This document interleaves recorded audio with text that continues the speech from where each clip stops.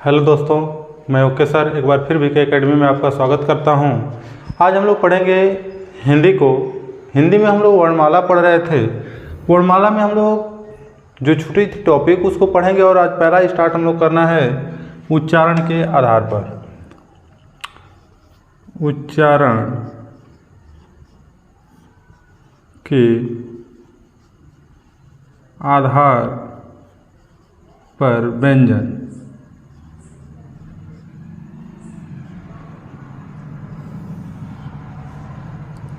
उच्चारण के आधार पर व्यंजन क्या होता है, इसे कितने वर्गों में बांटा गया है, इसका प्रोसेस क्या होता है, हम लोग देख पूरे व्यंजन को कि इसका प्रोसेस क्या है।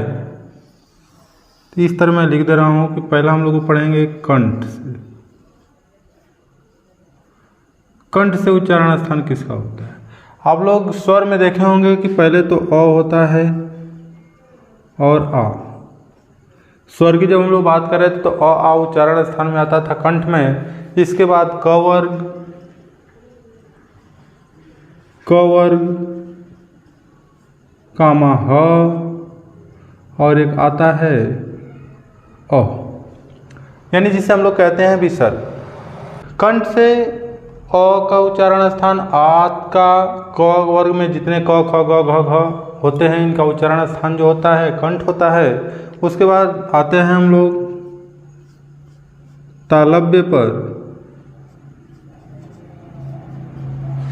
तालव्य से उच्चारण स्थान किसका होता है, तो इसमें होता है स्वर में छोटी ई, बड़ी ई तथा च वर्ग।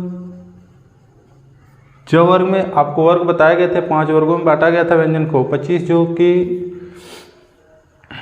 स्पर्श व्यंजन की संख्या थी जिनको हम लोग 5 वर्गों में बांटे थे। उसके बाद च वर्ग के बाद एक और आता है जिसे हम लोग कहते हैं य।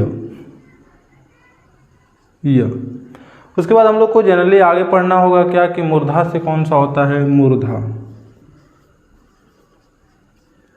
मूर्धा से किसका उच्चारण स्थान करते हैं, तो मूर्धा से उच्चारण स्थान हम लोग करते हैं स्वर में री का, फिर ट वर्ग, फिर मूर्धन्य स। यानी आप लाइन बाय लाइन अगर ध्यान देते हैं तो फिर प्रॉब्लम नहीं होगी।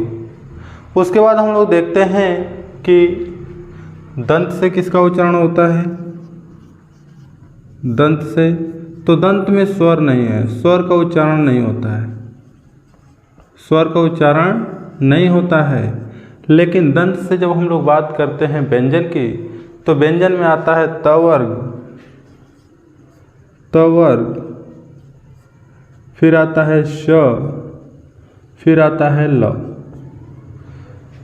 स, ल और त वर्ग आते हैं दंत में। ओष्ठ में कौन कौन आता है,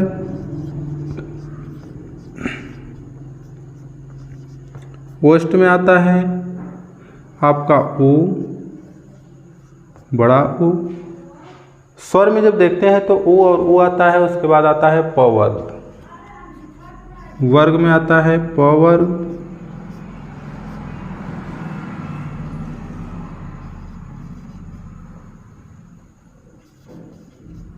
प वर्ग।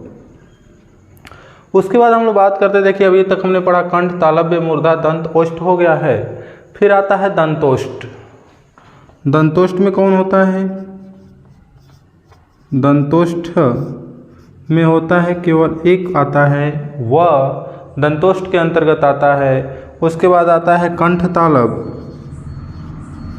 कंठ तालव्य। इसके अंतर्गत आप देखे रहे होंगे ए और ऐ आता है। फिर आता है कंठ ओष्ठ, इसके अंतर्गत आप देखे रहेंगे ओ और औ आता है, ओ और औ आता है। उसके बाद हमारे पास कुछ बचते हैं देखने के लिए क्या कि एक होता है टॉपिक हम लोग की नासिका। नासिका, नासिका की जब हम लोग बात करते हैं तो इसका उच्चारण स्थान जो होता है कहाँ से होता, नासिका से किसका होता है, तो प्रत्येक वर्ग का 5वां अक्षर। प्रत्येक वर्ग का पांचवा कौन होता है? ढ। फिर होता है इया,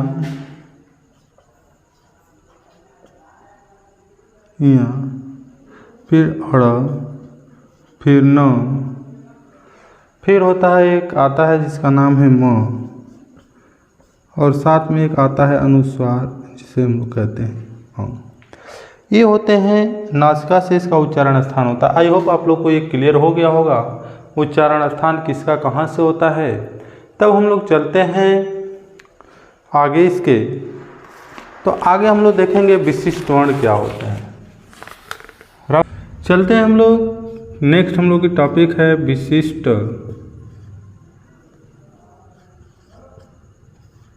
वर्ण। विशिष्ट वर्ण की जो बात हम लोग करते हैं, इसमें बहुत ही लाजवाब यहाँ से प्रश्न पूछे जाते। जब हम लोग विशिष्ट वर्ण की बात करते हैं तो यहाँ से बहुत सारे प्रश्न बनते हैं और हर एग्जाम में पूछते हैं विशिष्ट वर्ण। तो एक होता है ड और एक होता है ढ। ड और ढ को हम लोग कहते हैं विशिष्ट वर्ण। अब इसको कितने नामों से जाना जाता है, आइए उसको हम लोग देखते हैं विशिष्ट वर्ण को। तो सबसे पहले जब हम लोग विशिष्ट वर्ण की बात करते हैं ड और ढ को, तो बहुत सारे इसे नामों से जाना जाता है। कितने नामों से जाना जाता है देखते हैं। पहला तो इसे कहा जाता है उत्क्षिप्त व्यंजन। उत्क्षिप्त व्यंजन, उत्क्षिप्त व्यंजन कह सकते हैं या उत्क्षिप्त ही केवल कह सकते हैं। केवल कहिए क्या, उत्क्षिप्त। उसके बाद हम लोग इसी की बात करते हैं तो इसी को कहा जाता है द्विगुण व्यंजन। द्विगुण, इसी को संकर वर्ण कहा जाता है। संकर वर्ण कहा जाता है, द्विगुण कहा जाता है, संकर वर्ण कहा जाता है, द्विज व्यंजन कहा जाता है, इसी को द्विज कहा जाता है, द्विज व्यंजन भी कहा जाता है।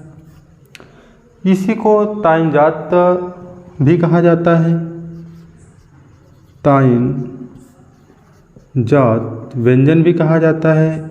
इसी को नवीन वर्ण भी कहा जाता है, नवीन वर्ण। देखिए ये तो हैं दो ही, लेकिन इन्हीं को कितने नामों से जाना जाता है। इसी को नवीन वर्ण कहा जाता है। अब इसी को एक और भाषा दे दिया जाता है जिसे हम लोग कहते हैं आधुनिक वर्ण।